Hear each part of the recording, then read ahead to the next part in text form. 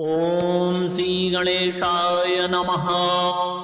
श्रीहनुमते नमः। श्रीहनुमत्स्तोत्रम्। ॐ शृणुदेवी प्रवक्ष्यामि स्तोत्रं सर्वसुखावहम् सर्वकामप्रदं नृणां हनुमत्स्तोत्रमुत्तमम्। तप्तहाटकसङ्कासं नानापुष्पविराजितं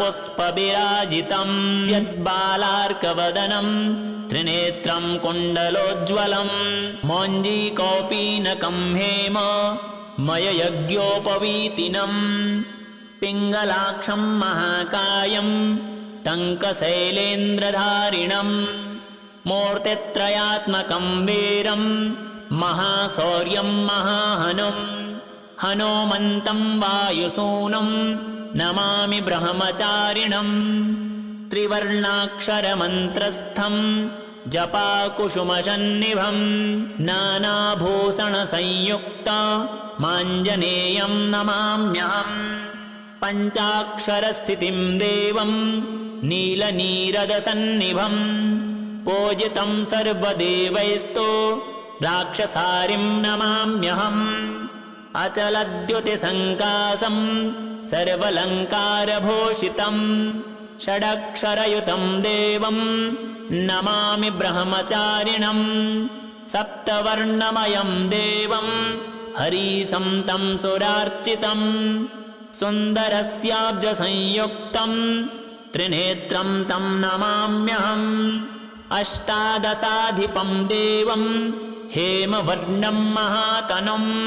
नमामि जगतां वन्द्यं लङ्काप्रासाददाहनम् अतसी पुष्पसङ्कासं दशवर्णात्मकं विभुं जटाधरं चतुर्बाहुं नमामि कपिनायकं द्वादशाक्षरमन्त्रस्य नायकं कुन्तधारिणं हेमवर्णलसत्कायं भजे सुग्रीवमन्त्रिणम् मालामन्त्रात्मकं देवं त्रिवर्णं च चतुर्भुजं पाशाङ्कुशधरं देवं कपिवर्यं नमाम्यहम् त्रयोदशाक्षरहितं सीतादुःखनिवारणं सुरासुरगणैः सर्वैः संस्तुतं प्रणमाम्यहम् हाहाकारमुखान्तनित्यदहन ज्वालासमूहोज्ज्वलम् विद्वन्मण्डलजातरोषपरुषं श्रीरामदासं विभुं सञ्चूर्णीकृतधूम्रलोचनमः यक्षादिरक्षोबलं तं वन्दे रविधारणं सुरवरैर्वन्द्यं समीरात्मजं रघुपतिपदभक्तं किङ्किणीकोत्तमाङ्गम् मुकुलितकरपद्मं मोदयानं तरङ्गे पुलकितविपुलाङ्गं पुण्यलीलानुसङ्गं वनचरकुलनाथं वायुपुत्रं नतोऽस्मि। ॐ शृणुदेवी प्रवक्ष्यामि स्तोत्रं सर्वसुखावहं सर्वकामप्रदं नृणां हनुमत्स्तोत्रमुत्तमम् तप्तहाटकसङ्कासं नानापुष्पविराजितं यद्बालार्कवदनं त्रिनेत्रं कुण्डलोज्ज्वलं मौञ्जीकौपीनकं हेम मययज्ञोपवीतिनं पिङ्गलाक्षं महाकायं टङ्कशैलेन्द्रधारिणं मूर्तित्रयात्मकं वीरं महाशौर्यं महाहनुम् हनुमन्तं वायुसूनं नमामि ब्रह्मचारिणं त्रिवर्णाक्षरमन्त्रस्थं जपाकुसुमसन्निभं नानाभूषणसंयुक्त माञ्जनेयं नमाम्यहम् पञ्चाक्षरस्थितिं देवं नीलनीरदसन्निभं पूजितं सर्वदेवैस्तो राक्षसारिं नमाम्यहम् अचलद्युतिसङ्कासं सर्वलङ्कारभूषितं षडक्षरयुतं देवं नमामि ब्रह्मचारिणं सप्तवर्णमयं देवं हरीशं तं सुरार्चितं सुन्दरस्याब्जसंयुक्तं त्रिनेत्रं तं नमाम्यहम् अष्टादशाधिपं देवं हेमवर्णं महातनुं नमामि जगतां वन्द्यं लङ्काप्रासाददाहनम् अतसी पुष्पसङ्कासं दशवर्णात्मकं विभुं जटाधरं चतुर्बाहुं नमामि कपिनायकम् द्वादशाक्षरमन्त्रस्य नायकं कुन्तधारिणं हेमवर्णलसत्कायं भजे सुग्रीवमन्त्रिणं मालामन्त्रात्मकं देवं त्रिवर्णं च चतुर्भुजं पाशाङ्कुशधरं देवं कपिवर्यं नमाम्यहम् त्रयोदशाक्षरहितं सीतादुःखनिवारणं सुरासुरगणैः सर्वैः संस्तुतं प्रणमाम्यहम् हाहाकारमुखान्तनित्यदहन ज्वालासमूहोज्ज्वलं विद्वन्मण्डलजातरोषपरुषं श्रीरामदासं विभुं सञ्चूर्णीकृतधूम्रलोचनमः यक्षादिरक्षोबलं तं वन्दे रविधारणं सुरवरैर्वन्द्यं समीरात्मजं रघुपतिपदभक्तं किङ्किणीकोत्तमाङ्गं मुकुलितकरपद्मं मोदयानं तरङ्गे पुलकितविपुलाङ्गं पुण्यलीलानुसङ्गं वनचरकुलनाथं वायुपुत्रं नतोऽस्मि। ॐ शृणुदेवी प्रवक्ष्यामि स्तोत्रं सर्वसुखावहं सर्वकामप्रदं नृणां हनूमत्स्तोत्रमुत्तमम् तप्तहाटकसङ्कासं नानापुष्पविराजितं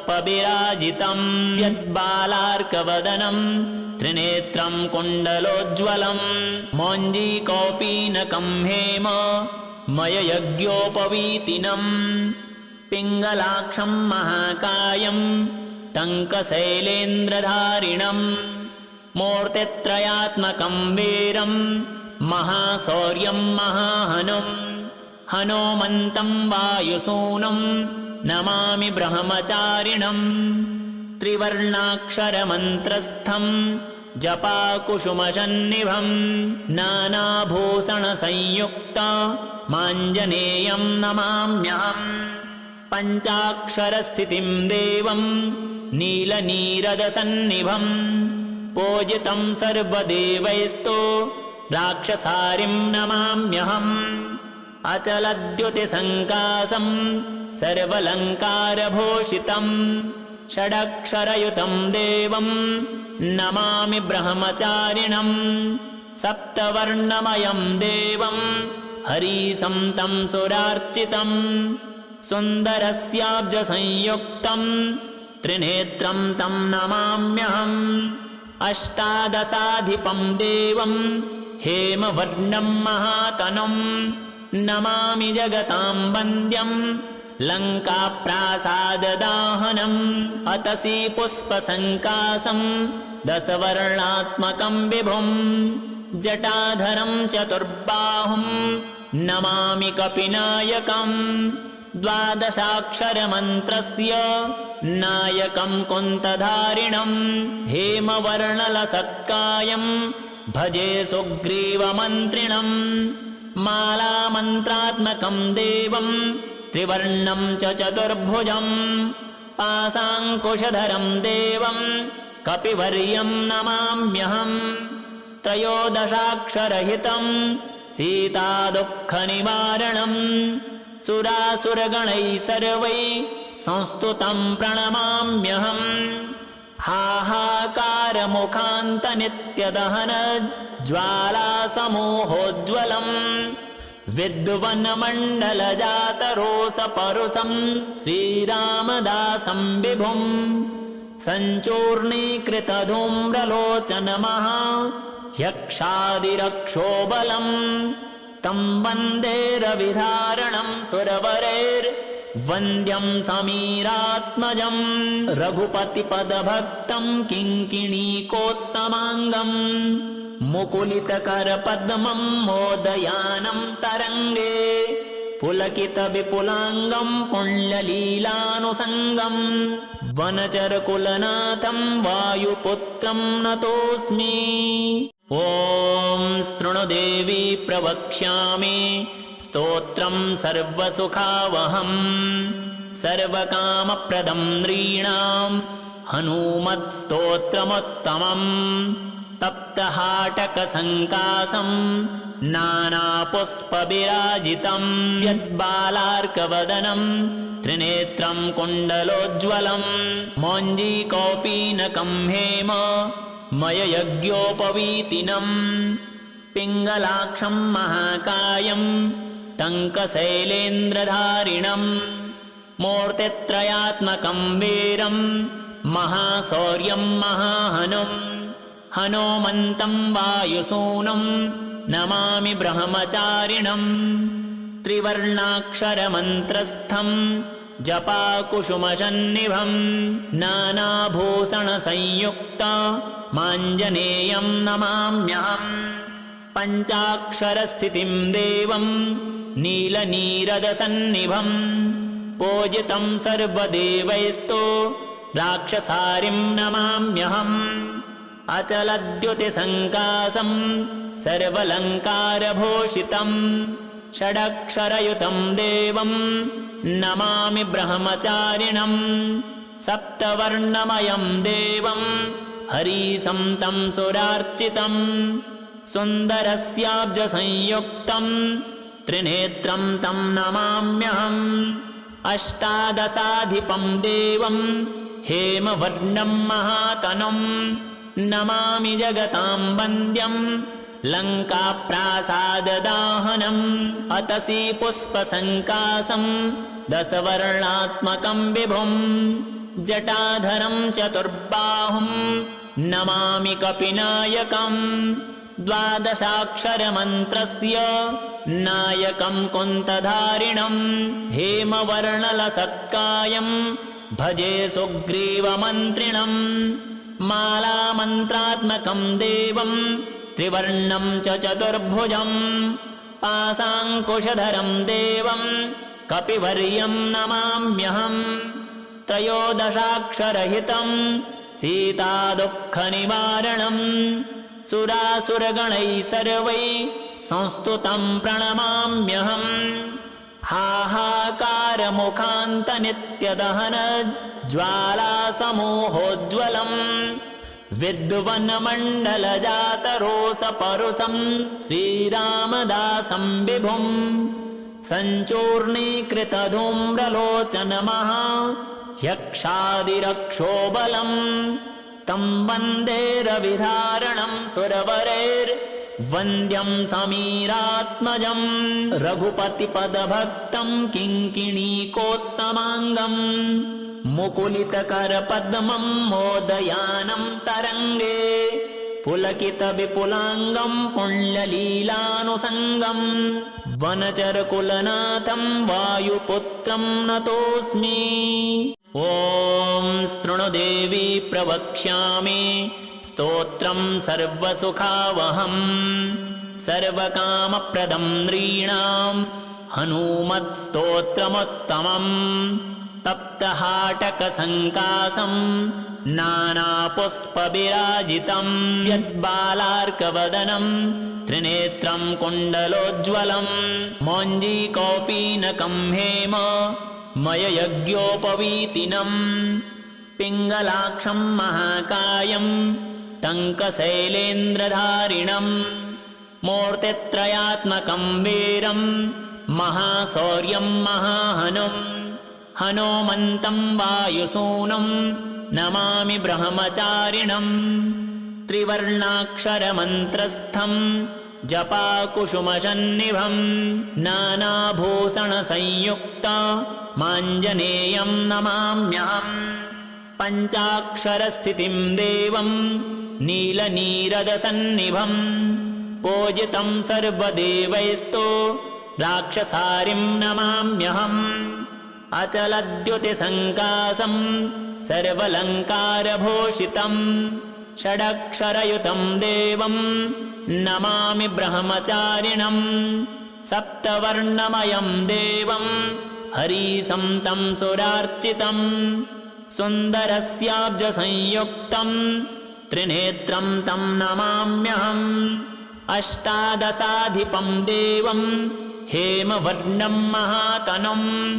नमामि जगतां वन्द्यं लङ्काप्रासाददाहनम् अतसी पुष्पसङ्कासं दशवर्णात्मकं विभुं जटाधरं चतुर्बाहुं नमामि कपिनायकम्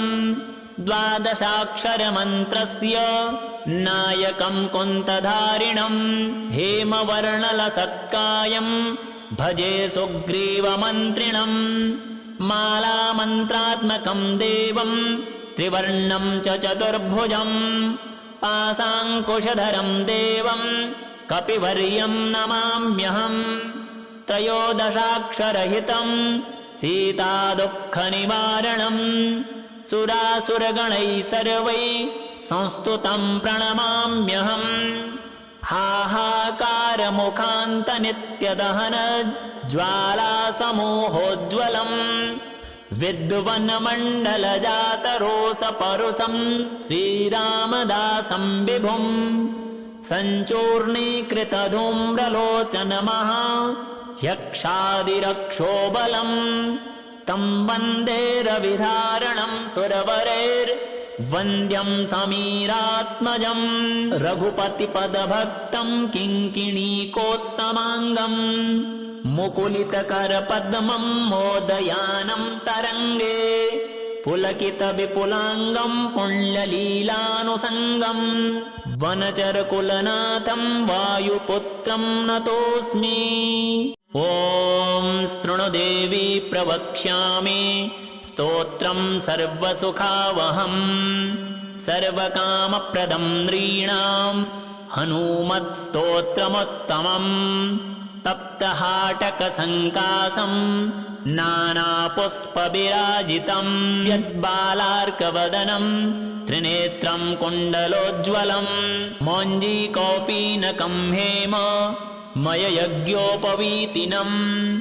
पिङ्गलाक्षं महाकायं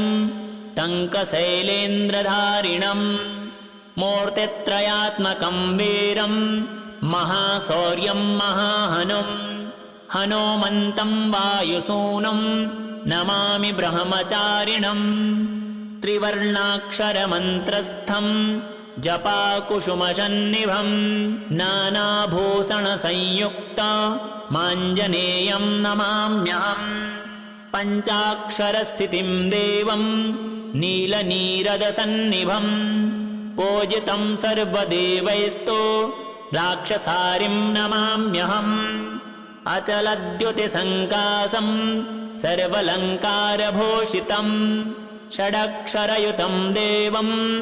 नमामि ब्रह्मचारिणम् सप्तवर्णमयं देवं हरीशं तं सुरार्चितं सुन्दरस्याब्जसंयुक्तं त्रिनेत्रं तं नमाम्यहम् अष्टादशाधिपं देवं हेमवर्णं महातनुं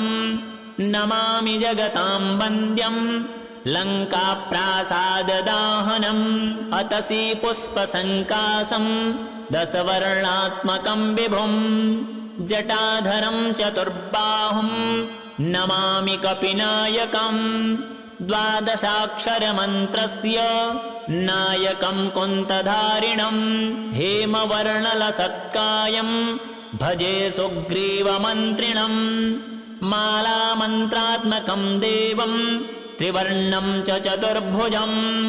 पाशाङ्कुशधरं देवं कपिवर्यं नमाम्यहम् त्रयोदशाक्षरहितं सीतादुःखनिवारणं सुरासुरगणैः सर्वैः संस्तुतं प्रणमाम्यहम् हाहाकारमुखान्तनित्यदहन ज्वालासमूहोज्ज्वलम् विद्वन्मण्डलजातरोषपरुषं श्रीरामदासं विभुम् सञ्चूर्णीकृतधूम्रलोचनमः यक्षादिरक्षोबलम् तं वन्दे रविधारणं सुरवरैर्वन्द्यं समीरात्मजम् रघुपतिपदभक्तं किङ्किणीकोत्तमाङ्गम् मुकुलितकरपद्मं मोदयानं तरङ्गे पुलकितविपुलाङ्गं पुण्यलीलानुसङ्गम् वनचरकुलनाथं वायुपुत्रं नतोऽस्मि। ॐ शृणुदेवी प्रवक्ष्यामि स्तोत्रं सर्वसुखावहं सर्वकामप्रदं नृणां हनूमत्स्तोत्रमुत्तमम् तप्तहाटकसङ्कासं नानापुष्पविराजितं यद्बालार्कवदनं त्रिनेत्रं कुण्डलोज्ज्वलं मौञ्जीकौपीनकं हेम मययज्ञोपवीतिनं पिङ्गलाक्षं महाकायं टङ्कशैलेन्द्रधारिणं मूर्तित्रयात्मकं वीरं महाशौर्यं महाहनुम् हनोमन्तं वायुसूनं नमामि ब्रह्मचारिणं त्रिवर्णाक्षरमन्त्रस्थं जपाकुसुमसन्निभं नानाभूषणसंयुक्त माञ्जनेयं नमाम्यहम् पञ्चाक्षरस्थितिं देवं नीलनीरदसन्निभं पूजितं सर्वदेवैस्तो राक्षसारिं नमाम्यहम् अचलद्युतिसङ्कासं सर्वलङ्कारभूषितं षडक्षरयुतं देवं नमामि ब्रह्मचारिणं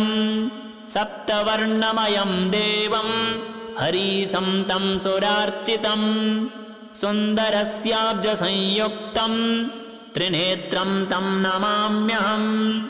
अष्टादशाधिपं देवं हेमवर्णं महातनुं नमामि जगतां वन्द्यं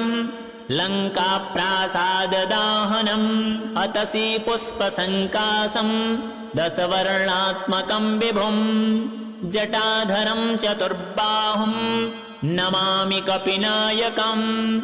द्वादशाक्षरमन्त्रस्य नायकं कुन्तधारिणं हेमवर्णलसत्कायं भजे सुग्रीवमन्त्रिणं मालामन्त्रात्मकं देवं त्रिवर्णं च चतुर्भुजं पाशाङ्कुशधरं देवं कपिवर्यं नमाम्यहम् त्रयोदशाक्षरहितं सीतादुःखनिवारणं सुरासुरगणैः सर्वैः संस्तुतं प्रणमाम्यहम् हाहाकारमुखान्तनित्यदहन ज्वालासमूहोज्ज्वलं विद्वन्मण्डलजातरोषपरुषं श्रीरामदासं विभुं सञ्चूर्णीकृतधूम्रलोचनमः यक्षादिरक्षोबलं तं वन्दे रविधारणं सुरवरैर्वन्द्यं समीरात्मजं रघुपतिपदभक्तं किङ्किणीकोत्तमाङ्गम्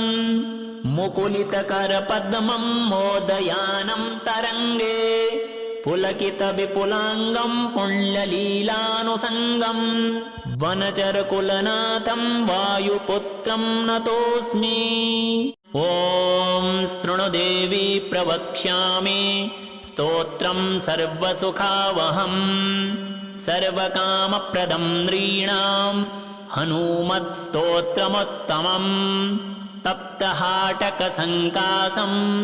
नानापुष्पविराजितं यद्बालार्कवदनं त्रिनेत्रं कुण्डलोज्ज्वलं मौञ्जीकौपीनकं हेम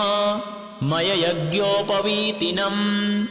पिङ्गलाक्षं महाकायं टङ्कशैलेन्द्रधारिणं मूर्तित्रयात्मकं वीरं महाशौर्यं महाहनुम् हनोमन्तं वायुसूनं नमामि ब्रह्मचारिणं त्रिवर्णाक्षरमन्त्रस्थं जपाकुसुमसन्निभं नानाभूषणसंयुक्तमाञ्जनेयं नमाम्यहम् पञ्चाक्षरस्थितिं देवं नीलनीरदसन्निभं पूजितं सर्वदेवैस्तो राक्षसारिं नमाम्यहम् अचलद्युतिसङ्कासं सर्वलङ्कारभूषितं षडक्षरयुतं देवं नमामि ब्रह्मचारिणं सप्तवर्णमयं देवं हरीशं तं सुरार्चितं सुन्दरस्याब्जसंयुक्तं त्रिनेत्रं तं नमाम्यहम् अष्टादशाधिपं देवं हेमवर्णं महातनुं नमामि जगतां वन्द्यं लङ्काप्रासाददाहनम् अतसी पुष्पसङ्कासं दशवर्णात्मकं विभुं जटाधरं चतुर्बाहुं नमामि कपिनायकम् द्वादशाक्षरमन्त्रस्य नायकं कुन्तधारिणं हेमवर्णलसत्कायं भजे सुग्रीवमन्त्रिणं मालामन्त्रात्मकं देवं त्रिवर्णं च चतुर्भुजं पाशाङ्कुशधरं देवं कपिवर्यं नमाम्यहम् त्रयोदशाक्षरहितं सीतादुःखनिवारणं सुरासुरगणैः सर्वैः संस्तुतं प्रणमाम्यहम् हाहाकारमुखान्तनित्यदहन ज्वालासमूहोज्ज्वलम् विद्वन्मण्डलजातरोषपरुषं श्रीरामदासं विभुं सञ्चूर्णीकृतधूम्रलोचनमः ह्यक्षादिरक्षोबलम् तं वन्दे रविधारणं सुरवरैर्वन्द्यं समीरात्मजं रघुपतिपदभक्तं किङ्किणीकोत्तमाङ्गम् मुकुलितकरपद्मं मोदयानं तरङ्गे पुलकितविपुलाङ्गं पुण्यलीलानुसङ्गं वनचरकुलनाथं वायुपुत्रं नतोऽस्मि ॐ शृणुदेवी प्रवक्ष्यामि स्तोत्रं सर्वसुखावहं सर्वकामप्रदं नृणां हनूमत्स्तोत्रमुत्तमम् तप्तहाटकसङ्कासं नानापुष्पविराजितं यद्बालार्कवदनं त्रिनेत्रं कुण्डलोज्ज्वलं मौञ्जीकौपीनकं हेम मययज्ञोपवीतिनं पिङ्गलाक्षं महाकायं टङ्कशैलेन्द्रधारिणं मूर्तित्रयात्मकं वीरं महाशौर्यं महाहनुम् हनोमन्तं वायुसूनं नमामि ब्रह्मचारिणं त्रिवर्णाक्षरमन्त्रस्थं जपाकुसुमसन्निभं नानाभूषणसंयुक्तमाञ्जनेयं नमाम्यहम् पञ्चाक्षरस्थितिं देवं नीलनीरदसन्निभं पूजितं सर्वदेवैस्तो राक्षसारिं नमाम्यहम् अचलद्युतिसङ्कासं सर्वलङ्कारभूषितं षडक्षरयुतं देवं नमामि ब्रह्मचारिणं सप्तवर्णमयं देवं हरीशं तं सुरार्चितं सुन्दरस्याब्जसंयुक्तं त्रिनेत्रं तं नमाम्यहम् अष्टादशाधिपं देवं हेमवर्णं महातनुं नमामि जगतां वन्द्यं लङ्काप्रासाददाहनम् अतसी पुष्पसङ्कासं दशवर्णात्मकं विभुं जटाधरं चतुर्बाहुं नमामि कपिनायकम् द्वादशाक्षरमन्त्रस्य नायकं कुन्तधारिणं हेमवर्णलसत्कायं भजे सुग्रीवमन्त्रिणं मालामन्त्रात्मकं देवं त्रिवर्णं च चतुर्भुजं पाशाङ्कुशधरं देवं कपिवर्यं नमाम्यहम् त्रयोदशाक्षरहितम् सीतादुःखनिवारणम्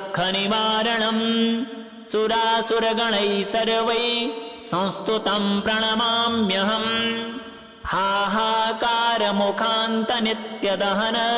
ज्वालासमूहोज्ज्वलम्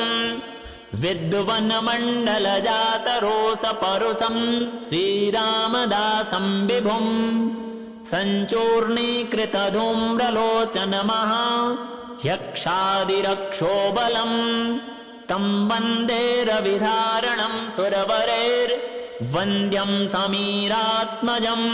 रघुपतिपदभक्तं किङ्किणीकोत्तमाङ्गम् मुकुलितकरपद्मं मोदयानं तरङ्गे पुलकितविपुलाङ्गं पुण्यलीलानुसङ्गम् वनचरकुलनाथं वायुपुत्रं नतोऽस्मि।